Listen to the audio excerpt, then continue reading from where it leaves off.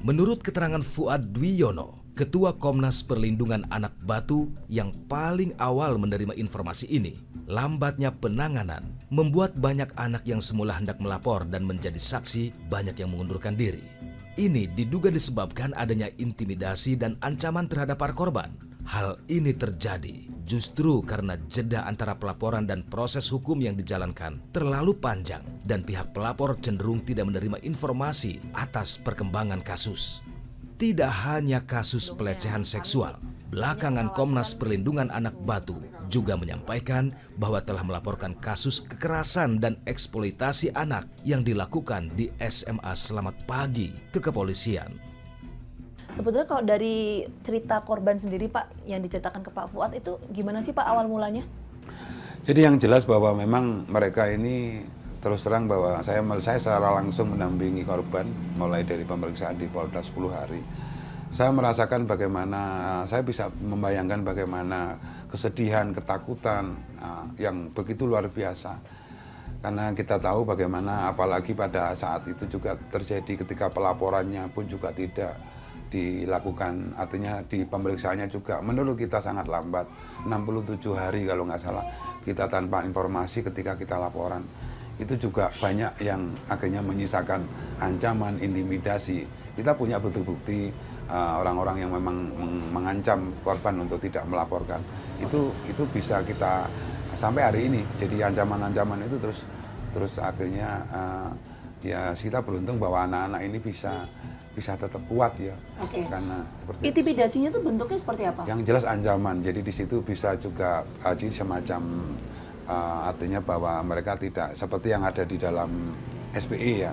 Itu kan bagaimana kamu nanti kalau ikut saksi kamu tidak akan saya kasih ijazah. Terus kalau yang di luar itu adalah intimidasi terkait juga dengan ancaman keluarga dan juga keselamatan dia karena ya seperti apa itu Pak? Misalnya yang di luar SPI maksudnya ya, sudah lulus gitu ya? Ya, tahulah begini gimana? bahwa semua informasi ada di saya, tempat tinggal kamu, keluarga kamu jangan melakukan upaya-upaya untuk membantu menjadi saksi di dalam pengadilan.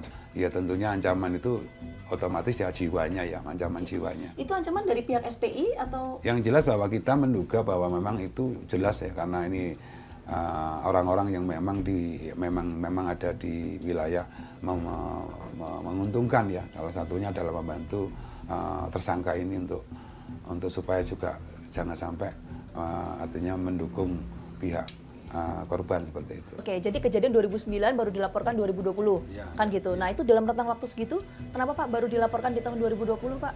Ya karena ketidakberdayaan mereka dan mereka terus diawasi karena mereka kan tidak bisa lepas begitu saja, apalagi saksi kunci ya. Karena diduga bahwa memang JE ini juga punya hati dengan saksi kunci kita si S ini karena mulai dari mereka sekolah sampai mereka alumni sampai mereka magang sampai mereka keluar. Makanya penyabulannya atau pelecehan seksualnya sampai dilakukan sampai 15 kali. Itu tidak runtun waktu selama hampir 6 sampai 7 tahun. Semua tuduhan yang disampaikan kepada Julianto Eka Putra sama sekali tidak berdasar. Sebab selain dua alat bukti awal yang dijadikan sebagai dasar dianggap sumir, selama ini perhatian pihak sekolah terhadap mereka yang mengaku sebagai korban amatlah besar. Apalagi ada di antara mereka yang mengidap penyakit kanker dan dibawa berobat ke Malaysia hingga menghabiskan anggaran miliaran rupiah. Demikian pernyataan kuasa hukum Julianto Eka Putra alias JE saat ditemui tim fakta di lokasi SMU Selamat Pagi.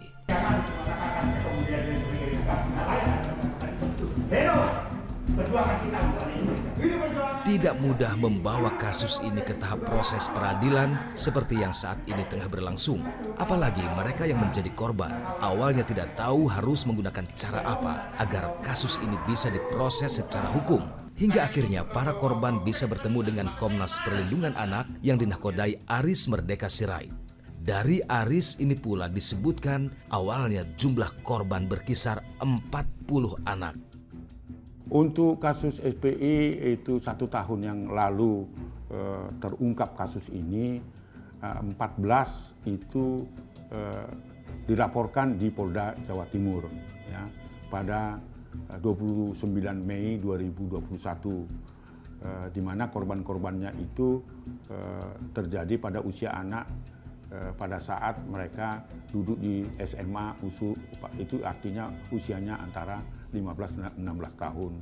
Lalu pelaporan yang dilakukan di lokusnya di Batu itu lewat hotline-nya dan langsung pelaporan itu di Polres Batu itu ada sekitar 28. Itu artinya kalau di total semua 40-an lebih, tetapi yang resmi sudah di BAP di Polda Jatim dan sudah resmi juga dalam BAP itu diperiksa di pengadilan, itu artinya secara hukum memang diwakili oleh satu orang yang berinisial S. Ketika dua orang saksi pelapor itu melapor di 21 Mei 2021 baru diikuti terus minggu per minggu, hari per hari untuk kebetulan Polres Batu itu membuka hotline sehingga banyak alumni-alumni yang sudah ada, bahkan ada disinyalir juga yang masih aktif di sana pernah mengalami hal yang sama. Yang terkonfirmasi yang sudah diperiksa saya mau katakan baru 14. Iya, pada saat kita terima laporan di Maret 2001, dokumen-dokumen dan saksi pelapor itu menceritakan sesungguhnya peristiwa tahun 2008, 2009, 2010 itu sudah disampaikan kepada manajemen SPI, kepada kepala sekolah, kepala yayasan atau ketua yayasan untuk minta perlindungan supaya JE itu tidak melakukan kejahatan seksual itu, tapi diam saja. Bahkan ada satu korban itu untuk meyakinkan kepala sekolah itu sampai bersumpah di atas Al-Quran bahwa itu terjadi gitu loh. Ngomong ke korban ini gimana? Waktu korban melaporkan nih? Sudahlah, terima aja. Menyampaikan seperti itu? Ya seperti itu. Itu disampaikan oleh saksi korban kepada saya. Itu yang menjadi saya marah terhadap itu. Karena itu berdasarkan Undang-Undang Perlindungan Anak, seseorang yang mengetahui kejahatan seksual dan menerima laporan ini tetapi tidak berbuat itu bisa tindak pidana pembiaran. Oke, sebentar Bang. Dialognya kira-kira seperti apa? Ya sudah. Ya sudahlah, terima aja. Gitu loh. Ya artinya itu kan membuat kekecewaan dengan bahasa yang sederhana itu kan. Baik itu dilakukan oleh kepala sekolah maupun ketua yayasan, itu menurut penjelasan dari saksi korban dan itu juga dijelaskan kepada penyidik. Bahkan ada kakak adik ya yang menjadi korban itu juga memberitahu supaya menghentikan sampai dia keluar kakak adik itu sebelum mendapatkan imbalan-imbalan yang dilakukan oleh manajemen.